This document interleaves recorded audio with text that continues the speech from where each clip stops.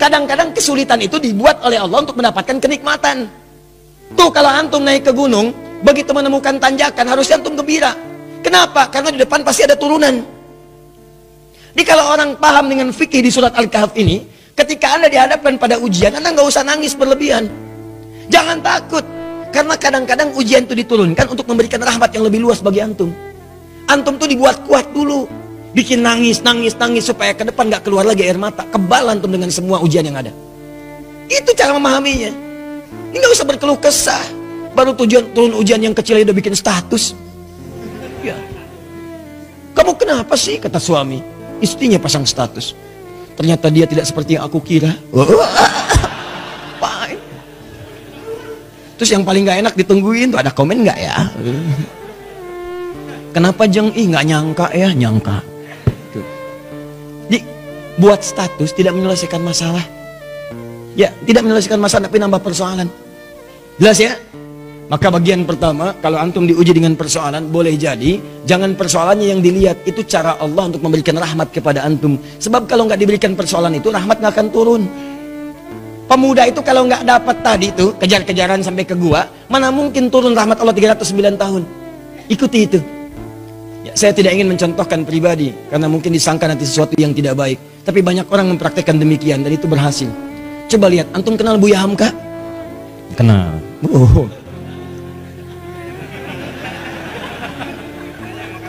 Alhamdulillah ya. Yang penting antum kenal lah walaupun beliau nggak kenal antum. Ya. Buya Hamka sempat beliau kemudian dalam episode kehidupannya dimasukkan ke dalam penjara. Tapi setelah beliau di penjara itu, bukan perasaan mengeluh, bukan dendam, bukan marah, bukan puncak dari emosi yang keluar, tapi syukur kepada Allah. Ketika ditanya bagaimana pendapat Anda Buya mendapatkan perlakuan seperti itu dimasukkan ke dalam penjara, beliau malah mengatakan, saya bersyukur kepada Allah Subhanahu wa Ta'ala. Kalau ada waktu, saya pengen ketemu presiden untuk mengucapkan terima kasih telah memasukkan saya pernah ke penjara dalam episode hidup saya, kalau bahasa kita sekarang. Kenapa? Karena ternyata di penjara itu saya bisa menyelesaikan tafsir Al-Azhar. Kalau saya nggak masuk ke sini, nggak jadi ini tafsir. Jadi cara melihatnya itu rahmat Allah, persis seperti ini nih yang kita baca tiap Jumat itu. Bicara orang kalau kebiasaan baca Al-Kahf, spiritnya ada dalam jiwa, dia nggak akan gugur karena ujian-ujian. Walaupun sifatnya sakit, yang dia baca rahmatnya. Jadi kalau Anda terbiasa membaca Al-Kahf, paham maknanya, itu Anda akan senang melihat musibah, senang melihat ujian. Yang dilihat rahmatnya, bukan ujiannya. Masuk penjara malah senang. Tuh. Nabi Yusuf begitu masuk penjara, nggak enak kelihatannya masuk, cuman ternyata malah minta beliau, ya Allah, daripada banyak godaan, ya para sosialita yang menggoda saya sekarang, ya cantik-cantik luar biasa, dan itu udah banyak. Sosialita itu bukan cuma sekarang, zaman Nabi Yusuf udah ada. Senangnya kumpul-kumpul bicara yang nggak jelas. Ya ada yang jelas ada, tapi ini contoh yang tidak jelas. Kumpul-kumpul di rumah salah satu pejabat, Imra'atul Aziz, istri Perdana Menteri, hanya untuk membincangkan, mana sih si pemuda ganteng itu? Mana sih si ganteng itu? Katanya ganteng-ganteng Nabi ya? Iya, zaman sekarang ganteng-ganteng serigala. Ya.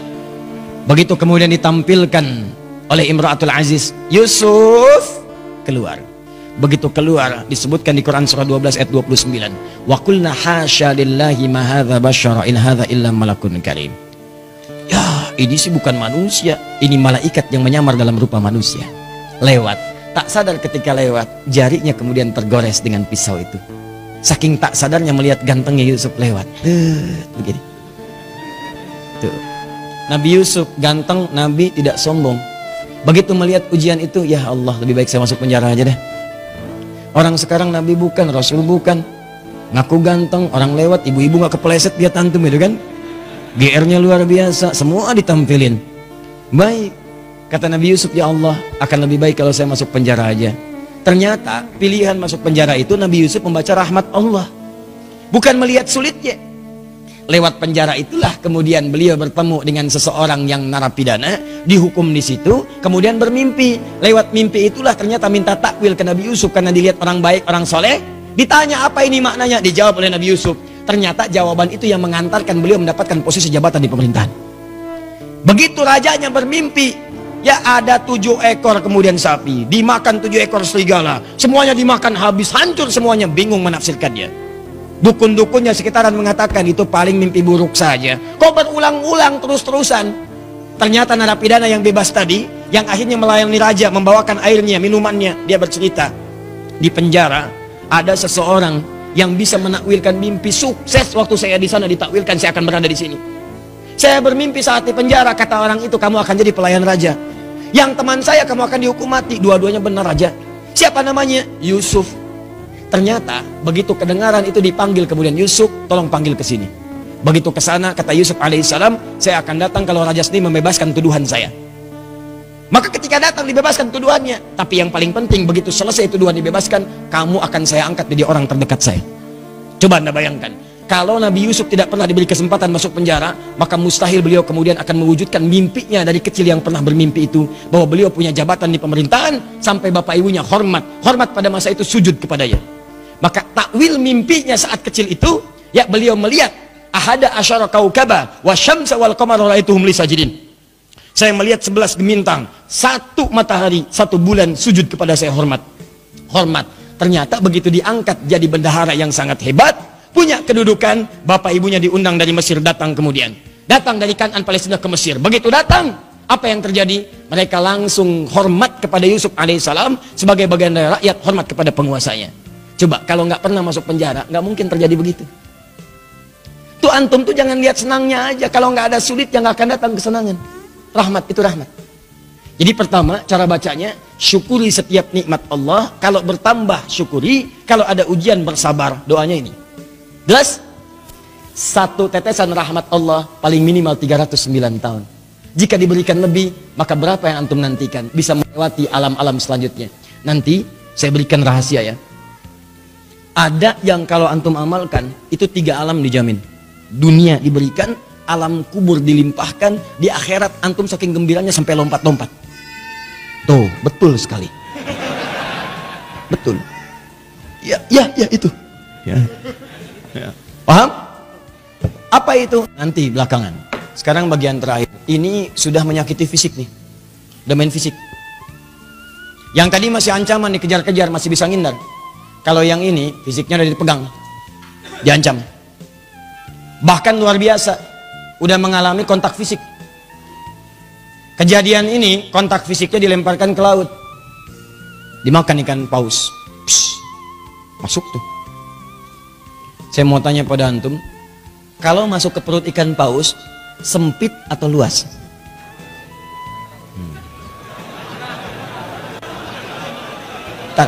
Saya tuh penasaran dengan antum nih. Antum tuh siapa sebetulnya?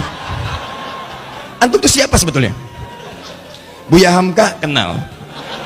Masuk perut ikan paus punya jawaban. Luar biasa. Ini gelas aja dengar jawaban antum sampai keringetan tuh. Masuk perut ikan paus, nggak akan pernah ada yang jawab luas. Yang terbayang pasti sempit. Walaupun Anda belum pernah masuk ke dalamnya. Masuk ke perut ikan paus, terang atau gelap?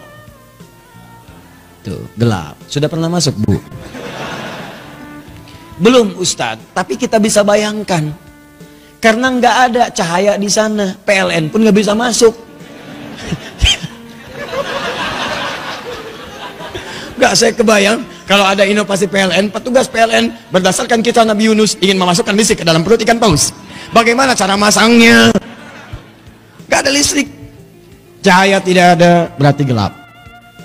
Awas, dalam bahasa Arab gelap itu sesuatu yang zulma. Zulama yazlimu zulman, gelap. Minat zulmati ilan, sempit, padat. Teman-teman, ada yang kemudian dianiaya, itu nabi lagi. Nabi Dzannun, Nabi Yunus alaihissalam. Diusir oleh umatnya, masuk ke perkampungan, naik ke atas kapal, di situ bahkan diundi, ternyata beliau harus dilemparkan. Di kapal keberatan nih, zalim, ambil aja orang itu, undi, dia orangnya, lemparkan. Begitu dilempar ke dalam perut ikan paus, ya, dilempar ke lautan, ditangkap ikan paus. Oh, hebat ikan paus, dan nungguin.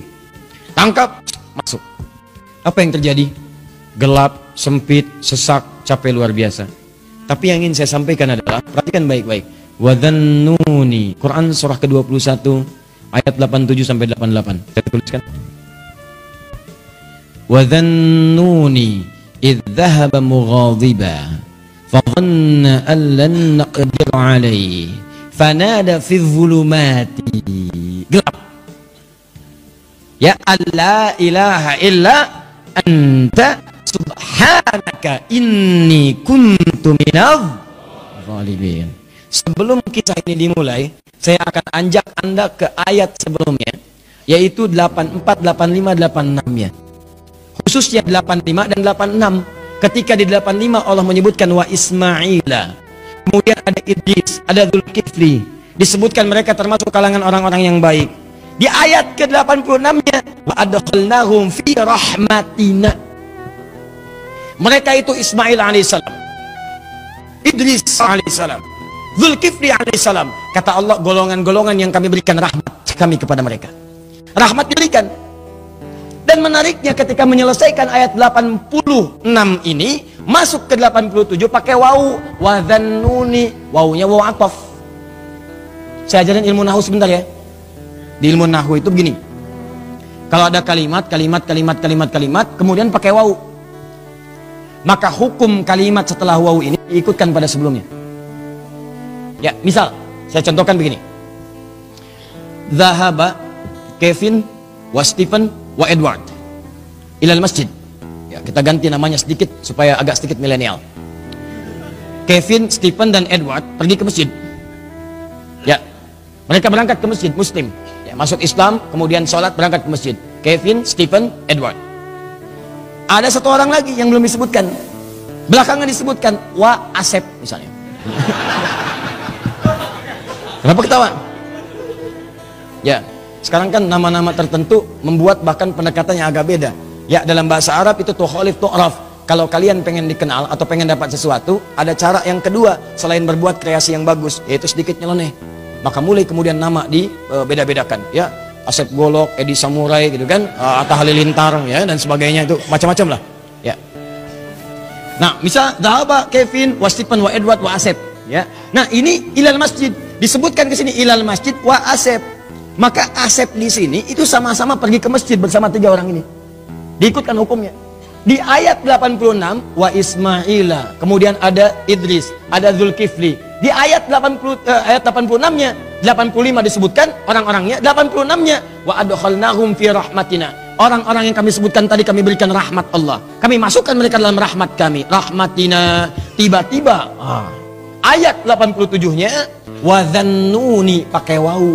Wa, dan di antara mereka juga ada yang lain selain yang mereka dapatkan ini. Selain Ismail, selain Idris, selain Dzulkifli alaihissalam yang mendapat rahmat kami, ada nabi berikutnya yang ingin kami kisahkan. Siapa itu? Dhannun. Dhannun juga mendapatkan rahmat kami. Begitu cara memahaminya. Di ayat 87 ini jangan pisahkan di ayat 86. Ada orang-orang yang pernah mendapatkan rahmat kami, ini orang-orangnya. Selain mereka ada lagi. Siapa itu? Wa dhannuni. Demikian juga dengan Dhannun, Nabi Yunus alaihissalam. Beliau pun pernah mendapatkan rahmat Allah. Kapan rahmat itu diberikan? Dalam situasi yang sangat sulit. Idzahaba mughadiba, ketika beliau kemudian merasa tidak senang dengan perlakuan kaumnya, dizalimi, dilemparkan ke perut ikan paus, sulit luar biasa.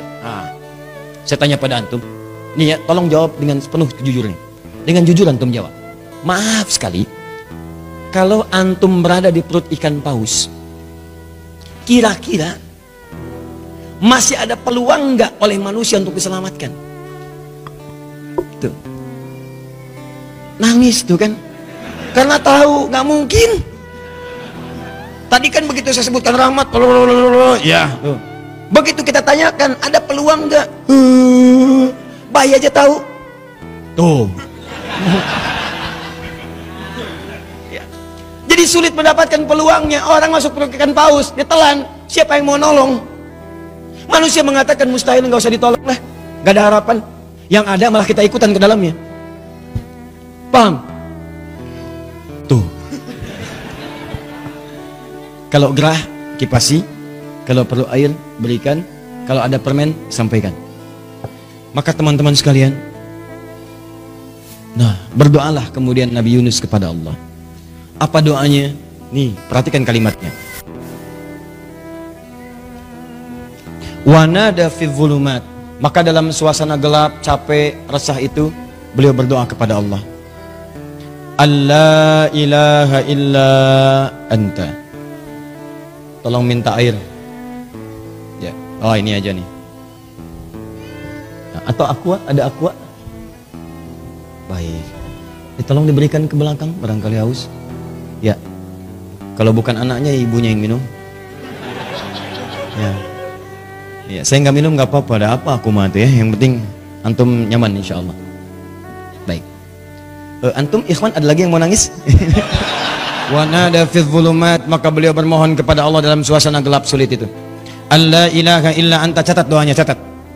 Kalau antum sedang dizalimi orang secara fisik, diancam, dimacam-macam, bahwa proyek antum diambil orang, kelihatannya zalim aja. Maka dalam suasana gelap itu Nabi Yunus bermohon kepada Allah. Gelap, sempit, capek, sulit. Alla ilaha illa anta. Dimulai dari sini. La ilaha illa anta. Subhanaka inni kuntu minadh. Catat doanya. Dimulai dari la ilaha illa anta. Kalau yang tadi dimulai dari Rabbana atina min ladunka rahmah. Kalau yang ini dari la ilaha illa anta.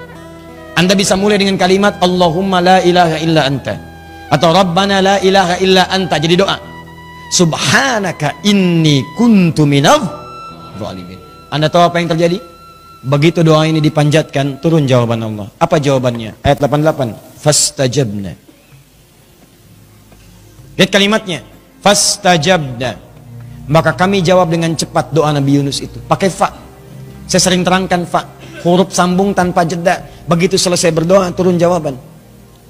Tapi Allah bukan mengatakan fa'ajabna, fastajabna. Pakai ista. Ingat pertemuan lalu? Kalau ada ista, berarti ada tuntutan. Amalkan dulu ininya, baru kami berikan jawabannya. Seakan-akan ingin dikatakan begini, amalkan dulu doanya, resapi doanya, kami kabulkan, baru dikabulkan.